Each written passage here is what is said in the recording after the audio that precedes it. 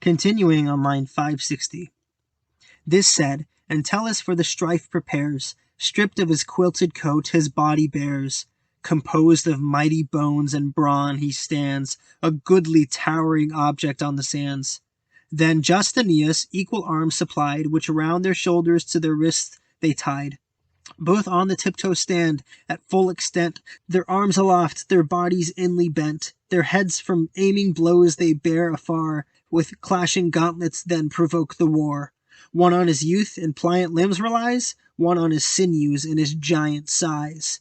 The last is stiff with age, his motion slow. He heaves for breath, he staggers to and fro. In clouds of issuing smoke his nostrils loudly blow. Yet equal in success they ward, they strike. Their ways are different, but their art alike. Before, behind, the blows are dealt. Around their hollow sides the rattling thumps resound.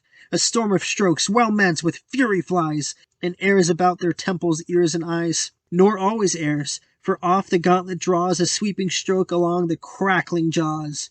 Heavy with age, Entellus stands his ground, but with his warping body wards the wound. His hand and watchful eye keep even pace, while Dares traverses and shifts his place, and like a captain who beleaguers round some strong-built castle on a rising ground, views all the approaches with observing eyes.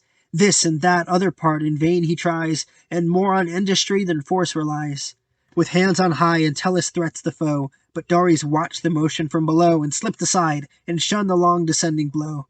Entellus wastes his forces on the wind, and thus deluded of the stroke design, headlong and heavy, fell.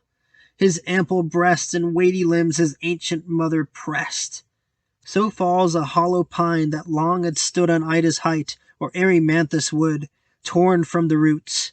The differing nations rise, and shouts and mingled murmurs rend the skies. Acestes runs with eager haste to raise the fallen companion of his youthful days. Dauntless he rose, and to the fight returned. With shame his glowing cheeks, his eyes with fury burned.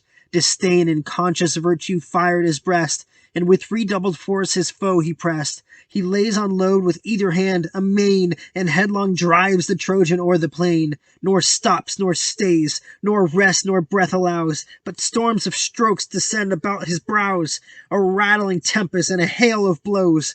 But now the prince, who saw the wild increase of wounds, commands the combatants to cease, and bounds Entellus' wrath, and bids the peace.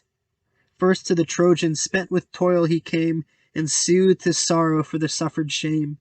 What fury seized my friend? The gods, said he, to him propitious, and averse to thee, have given his arm superior force to thine.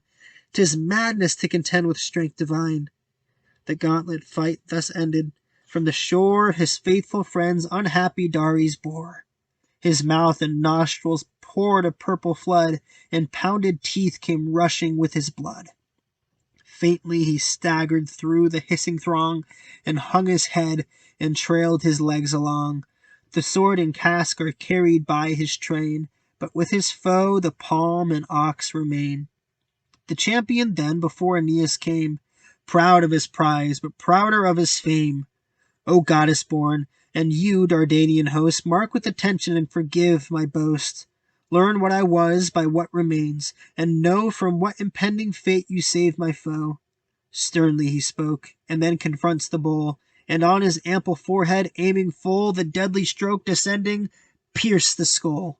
Down drops the beast, nor needs a second wound, but sprawls in pangs of death and spurns the ground. Then thus, in Dares' stead I offer this. Eryx, accept a nobler sacrifice. Take the last gift my withered arms can yield. Thy gauntlets I resign, and here renounce the field. All right, so the fight is on. Entellus prepared for the fight. He gets ready. Aeneas gives them both their boxing gloves, and they are both giving it their all. Dares is much younger, and so he's reliant more. If you know anything about boxing, he's really working the ring, right? He's using movement to dodge and go back and forth, and you have Entellus really relying on his strength, right? And so you have really strong and really agile against each other. And Dares wears him out. He goes here and there. He keeps dodging the wound, and at one point, finally, Entellus winds up and gives this all-powerful punch, and he misses, and he falls flat on his face. And it's just like a huge tree falling down. It's so massive. Well, everybody cheers. They think the fight's over. Acestes goes to pick up Entellus, and Entellus is not happy. He's ashamed. His face is red. He's so infuriated that this just happened. And so he stands up and he goes after Dares with everything he has. He's seeing red. If you look on 613, it's a rattling tempest, a hail of blows. And so punch after punch after punch to the face.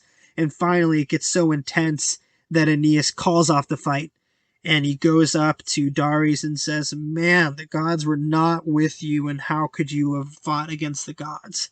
Essentially saying, good fight. And Dares is just pouring out blood from his face, and his friends take him to the ships to get him all patched up. Well, he goes away with the sword and the casque, which is a helmet, and the palm and the ox remains for Entellus. And Entellus says, "Hey, I hope this shows you what I used to be like back in the day." And in different translations, it's easier to see. But what he does, he takes the bull that's his prize, and he punches it once in the head, and the bull dies immediately. And he sacrifices this to Eryx, who is this former boxer, former friend, and now honored as a god.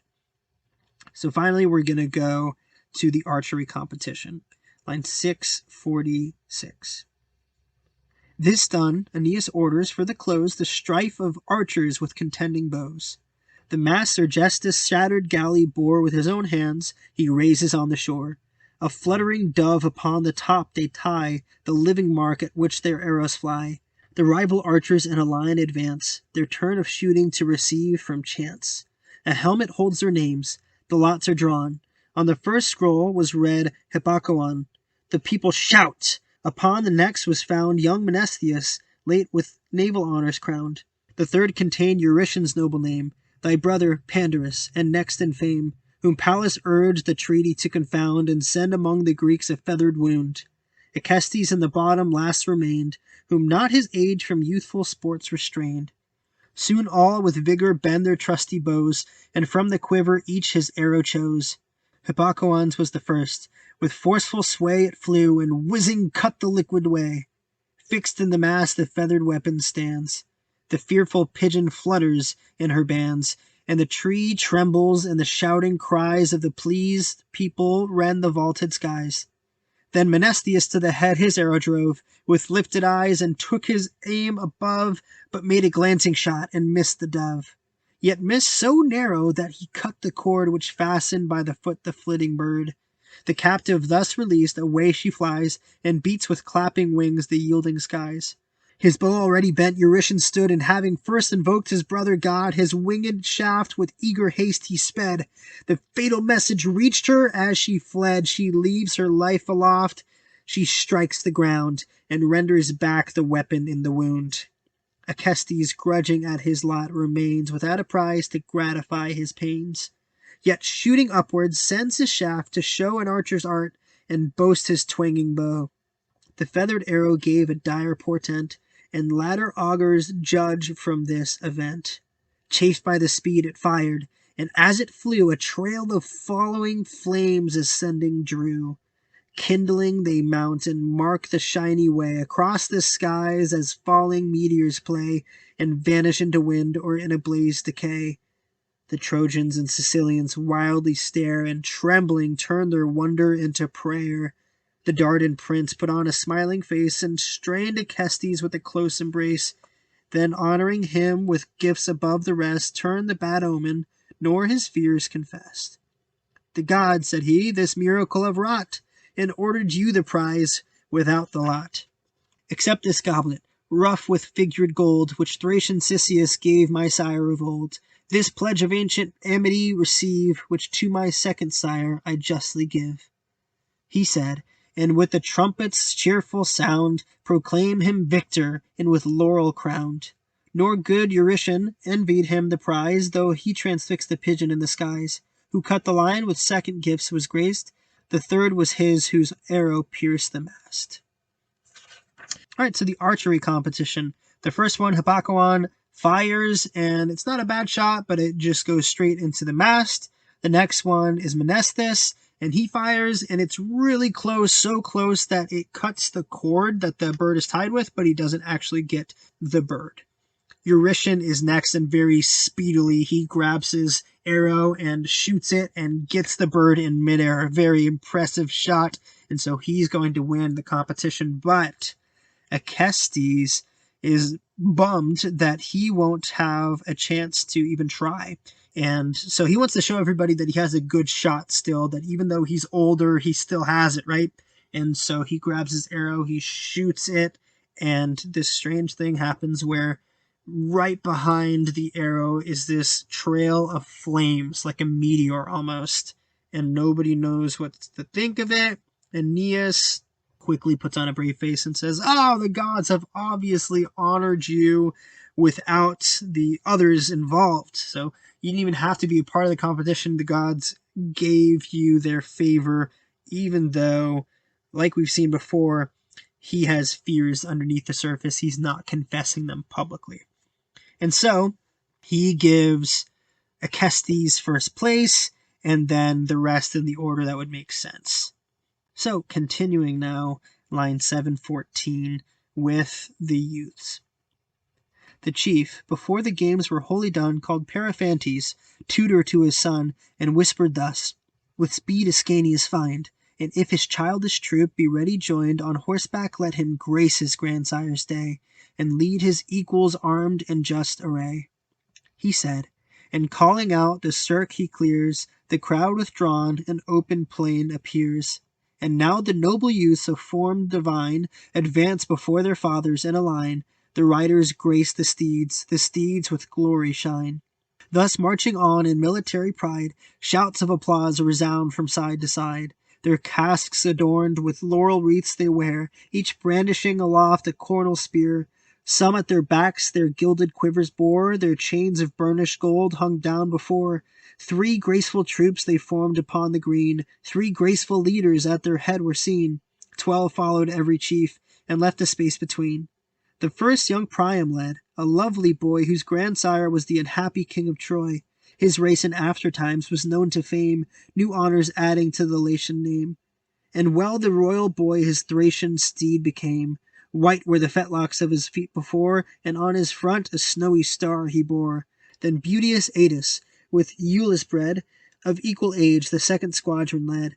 The last in order, but the first in place, first in the lovely features of his face, rode fair Ascanius on a fiery steed, Queen Dido's gift, and of the Tyrian breed. Sure coursers for the rest the king ordains, with golden bits adorned, and purple reins. The pleased spectators peals of shouts renew, and all the parents and the children view their make, their motions, and their sprightly grace, and hopes and fears alternate in their face. The unfledged commanders and their martial train first make the circuit of the sandy plain around their sires, and at the appointed sign, drawn up in beauteous order, form a line. The second signal sounds, the troop divides in 3 distinguished parts, with 3 distinguished guides. Again they close, and once again disjoin, and troop to troop opposed, and line to line. They meet, they wheel, they throw their darts afar, with harmless rage and well-dissembled war. Then and around the mingled bodies run, flying they follow, and pursuing shun. Broken they break, and rallying they renew, and other forms the military shew. At last, in ordered, undiscerned, they join, and march together in a friendly line. And, as the Cretan labyrinth of old, with wandering ways and many a winding fold, involved the weary feet without redress, in a round error which denied recess, so fought the Trojan boys in warlike play, turned and returned in still a different way. Thus dolphins in the deep each other chase in circles when they swim around the watery race. This game, these carousels, Ascanius taught, and building Alba to the Latins brought. Shewed what he learned, the Latin sires impart to their succeeding sons the graceful art. From these imperial Rome receive the game, which Troy, the youths, the Trojan troop, they name. Thus far the sacred sports they celebrate, but fortune soon resumed her ancient hate. For while they pay the dead his annual dues, those envied rites Saturnian Juno views, and sends the goddess of the various bow to try new methods of revenge below, supplies the winds to wing her airy way, where in the port secure the navy lay. All right. Aeneas goes to his son Ascanius' tutor and says, hey, if Ascanius is ready with all the other boys, tell them it's time to come out. And so they do. And they're looking great. You have 3 squads of 12, each led by an outstanding boy. And the most outstanding of the bunch, of course, is Ascanius. And everyone's watching, and they're so proud of these boys. And they have hope for the future. They're also afraid for the future because this is their future, right? And so they're just reminded of everything that's at stake here. And then they start this Troy game. And essentially it's a fake war, right? They're going in and out of each other. They're weaving in this kind of seemingly chaotic fashion. They're throwing their spears everywhere, not to hurt each other, but just to represent the war that happened in Troy. Well, just war in general, I suppose. And it is really lovely to watch. It's really impressive. And it's like a labyrinth of action. And it's so organized, even though it seems so chaotic. And that's what makes it so impressive. It's like dolphins playing with each other, he even says. And we get this note that Ascanius would bring this to Alba Longa, and the Latins would pass it down through the generations. And so this became known as the Trojan Troop, or Troy game in future Rome. So everyone's impressed. Everyone's having a great time at these burial rites. But fortune soon resumed her ancient hate. So Juno looks down and sees all of this fun happening from the Trojans, and she hates it. And so she sends Iris, the Various Bow, meaning a rainbow, the goddess of the rainbow, sends Iris down to where the ships are. Line 791. Swiftly fair Iris down her arch descends, and undiscerned her fatal voyage ends. She saw the gathering crowd, and gliding thence the desert shore, and fleet without defence. The Trojan matrons on the sands alone, with sighs and tears Anchises' death bemoan. Then turning to the sea their weeping eyes, their pity to themselves renews their cries. Alas, said one, what oceans yet remain for us to sail? What labours to sustain? All take the word, and with a general moan implore the gods for peace and places of their own. The goddess, great in mischief, views their pains, and in a woman's form her heavenly limbs restrains. In face and shape old Beroe she became, Doricles' wife, a venerable dame, once blessed with riches and a mother's name. Thus changed, amidst the crying crowd she ran, mixed with the matrons, and these words began. O wretched we, whom not the Grecian power nor flames destroyed in Troy's unhappy hour! O wretched we, reserved by cruel fate beyond the ruins of the sinking state! Now 7 revolving years are wholly run since this improsperous voyage we begun, since tossed from shores to shores, from lands to lands, inhospitable rocks and barren sands, wandering in exile through the stormy sea, we search in vain for flying Italy. Now cast by fortune on this kindred land, what should our rest and rising walls withstand, or hinder here to fix our banished band?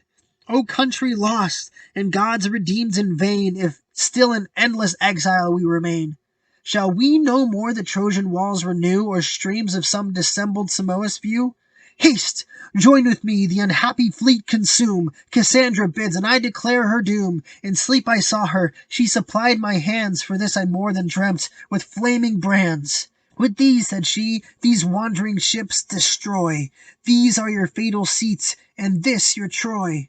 Time calls you now, the precious hour employ, slack not the good presage, while heaven inspires our minds to dare, and gives the ready fires. See, Neptune's altars minister their brands, the god is pleased, the god supplies our hands. Then from the pile of flaming fire she drew, and tossed in air amidst the galleys threw. Wrapped and amazed, the matrons wildly stare. Then Pyrgo reverence for her hoary hair, Pyrgo, the nurse of Priam's numerous race. No Beroe this, though she belies her face. What terrors from her frowning front arise! Behold a goddess in her ardent eyes! What rays around her heavenly face are seen! Mark her majestic voice and more than mortal mien. Beroe but now I left, whom pined with pain her age and anguish from these rites detain. She said. The matron sees with new amaze, rolled her malignant eyes, and on the navy gaze. They fear and hope, and neither part obey. They hope the fated land, but fear the fatal way. The goddess, having done her task below, mounts up on equal wings, and bends her painted bow. Struck with the sight and seized with rage divine, the matrons prosecute their mad design. They shriek aloud, they snatch with impious hands the food of altars, fires and flaming brands. Green boughs and saplings mingled in their haste, and smoking torches on the ships they cast. The flame, unstopped at first, more fury gains, and Vulcan rides at large with loosened reins. Triumphant to the painted sterns he soars, and seizes in his way the banks and crackling oars. Eumelus was the first the news to bear, while yet they crowd the rural theatre. Then what they hear is witnessed by their eyes. A storm of sparkles and of flames arise. Ascanius took the alarm, while yet he led his early warriors on his prancing steed, and spurring on, his equals soon o'erpassed. Nor could his frighted friends reclaim his haste. Soon as the royal youth appeared in view, he sent his voice before him as he flew. What madness moves you, matrons, to destroy the last remainders of unhappy Troy? Not hostile fleets, but your own hopes you burn, and on your friends your fatal fury turn. Behold your own Ascanius! While he said, he drew his glittering helmet from his head, in which the youths to sportful arms he led. By this Aeneas and his train appear, and now the women, seized with shame and fear, dispersed. To woods and caverns take their flight, abhor their actions and avoid the light. Their friends acknowledge and their error find, and shake the goddess from their altered mind. So everything was going so wonderfully, but Iris is sent down by Juno, and she sees the women on the beach, and the women are mourning Anchises' death, but they also are mourning the fact that they're never going to get to their destined home. They're just sure of it. And so Iris disguised herself as this old woman, Beroe, and she's an honored woman, and she says, how awful this is. We've been rowing and landing in every place here and there, and it's been awful. We'll never get to Italy. What stops us from just setting up camp here? Why not just build another Troy here? Why not make another Simois? Why not? I just had a dream, and Cassandra, remember the prophetess who was kind of, I don't know, comes across as very crazy, right? Because nobody believes her. She appeared in a dream to me, and she told me to burn our ships and make our Troy here. So come on, let's do it. Let's take the fire from these altars to Neptune, and let's burn our own ships down. And so she throws a firebrand, and everybody's scared. They don't know what to do as they watch. And then this old woman, Pyrgo, says, no, I know Beroe. This is nothing like she acts. And plus, I just left the real Beroe who was having a hard time with all of the grief that was going on. And so she's off on her own. Do not trust. This is a goddess. And sure enough, Iris launches off in a rainbow, and all of the women are overtaken with awe, and fury captivates them. Partially because the gods are working it that way.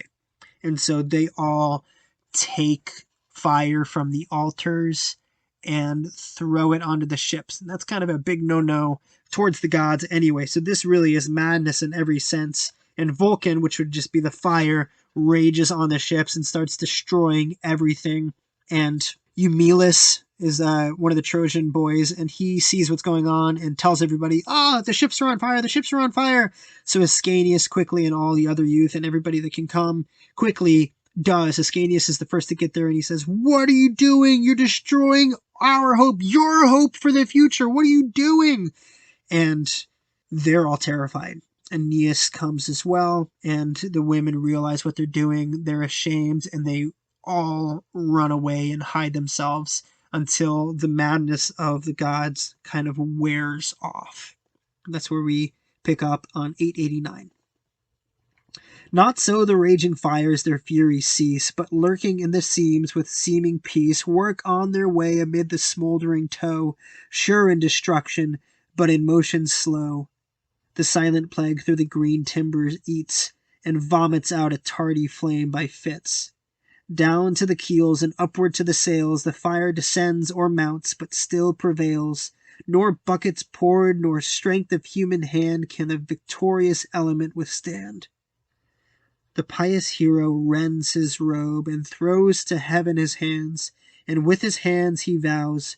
"O Jove," he cried, "if prayers can yet have place, if thou abhorrest not all the Dardan race, if any spark of pity still remain, if gods are gods and not invoked in vain, yet spare the relics of the Trojan train.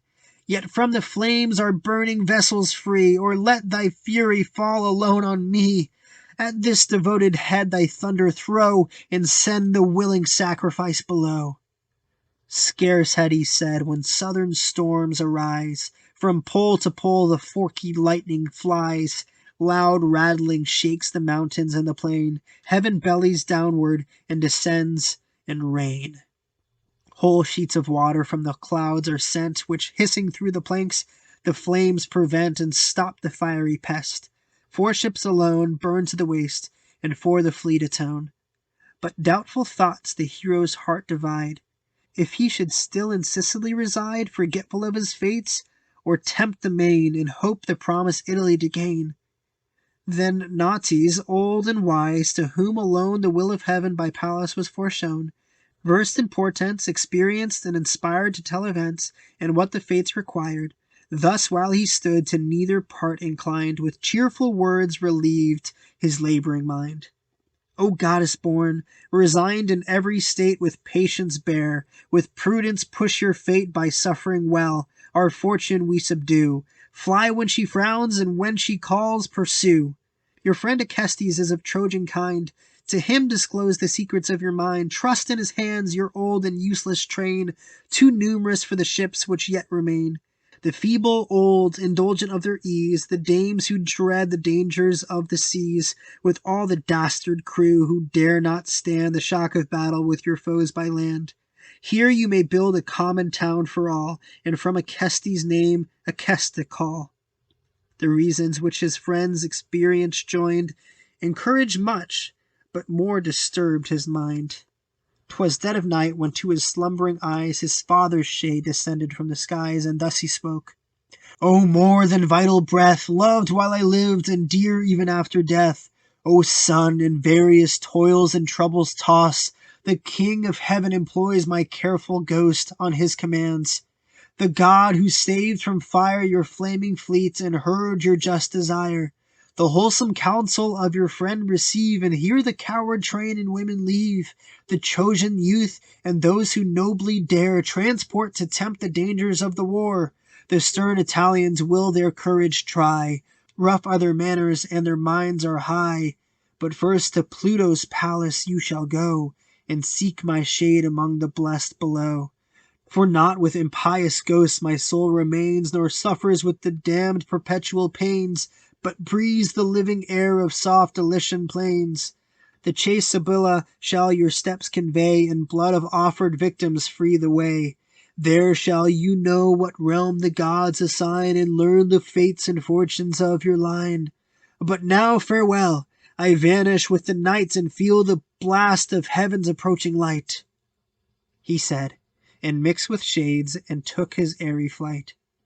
"Whither so fast?" the filial duty cried, "and why, ah why, the wished embrace denied?" He said, and rose. As holy zeal inspires, he rakes hot embers and renews the fires. His country gods invested then adores with cakes and incense, and their aid implores. Next for his friends and royal host he sent, revealed his vision, and the gods' intent with his own purpose. All without delay, the will of Jove and his desires obey.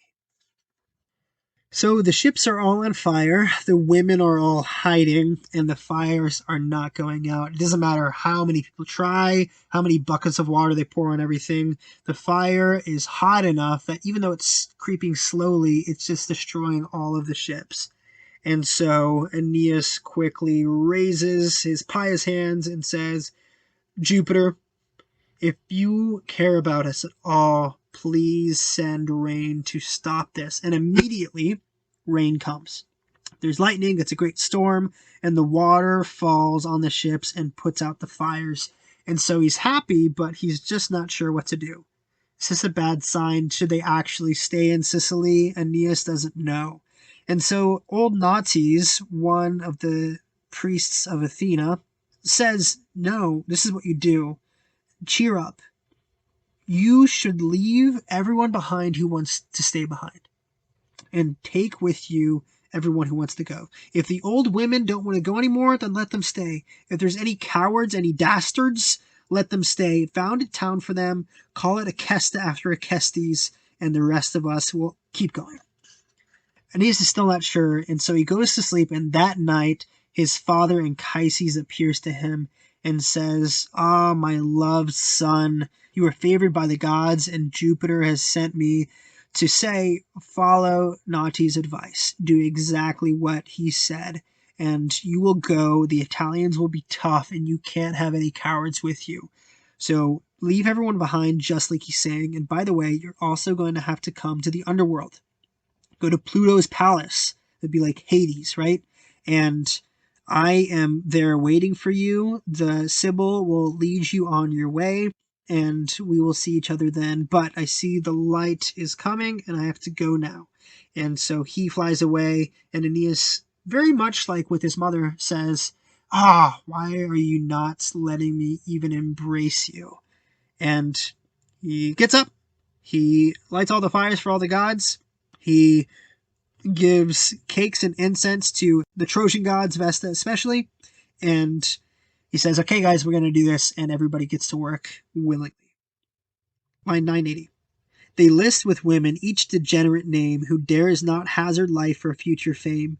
These they cashier, the brave remaining few, oars, banks, and cables half consumed, renew. The prince designs the city with the plough, the lots their several tenements allow.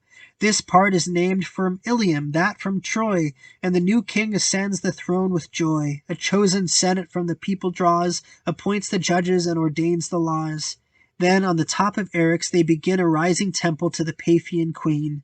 Anchises last is honored as a god, a priest is added, annual gifts bestowed, and groves are planted round his blessed abode. 9 days they pass in feasts, their temples crowned, and fumes of incense in the fanes abound. Then from the south arose a gentle breeze that curled the smoothness of the glassy seas. The rising winds a ruffling gale afford, and call the merry mariners abroad. Now loud laments along the shores resound, of parting friends in close embraces bound. The trembling women, the degenerate train, who shun the frightful dangers of the main, e'en those desire to sail, and take their share of the rough passage in the promised war, whom good Aeneas cheers, and recommends to their new master's care his fearful friends. On Eryx altars 3 fat calves he lays, a lamb new fallen to the stormy seas, then slips his hawsers and his anchors weighs. High on the deck the godlike hero stands, with olive crowned, a charger in his hands. Then cast their reeking entrails in the brine, and pour the sacrifice of purple wine. Fresh gales arise, with eagle strokes they vie, and brush the buxom seas, and o'er the billows fly. Meantime, the mother goddess, full of fears, to Neptune thus addressed with tender tears: "The pride of Jove's imperious queen, the rage, the malice which no sufferings can assuage, compel me to these prayers. Since neither fate, nor time, nor pity can remove her hate, e'en Jove is thwarted by his haughty wife. Still vanquished, yet she still renews the strife. As if it were little to consume the town which awed the world, and wore the imperial crown, she prosecutes the ghost of Troy with pains, and gnaws e'en to the bones the last remains. Let her the causes of her hatred tell, but you can witness its effects too well. You saw the storm she raised on Libyan floods, that mixed the mounting billows with the clouds, when bribing Aeolus she shook the main, and moved rebellion in your watery reign. With fury she possessed the Dardan dames, to burn their fleet with execrable flames, and forced Aeneas, when his ships were lost, to leave his followers on a foreign coast. For what remains, your godhead I implore, and trust my son to your protecting power. If neither Jove's nor fate's decree withstand, secure his passage to the Latian land. Then thus the mighty ruler of the main, what may not Venus hope from Neptune's reign? My kingdom claims your birth, my late defence of your endangered fleet may claim your confidence. Nor less by land and sea my deeds declare how much your loved Aeneas is my care.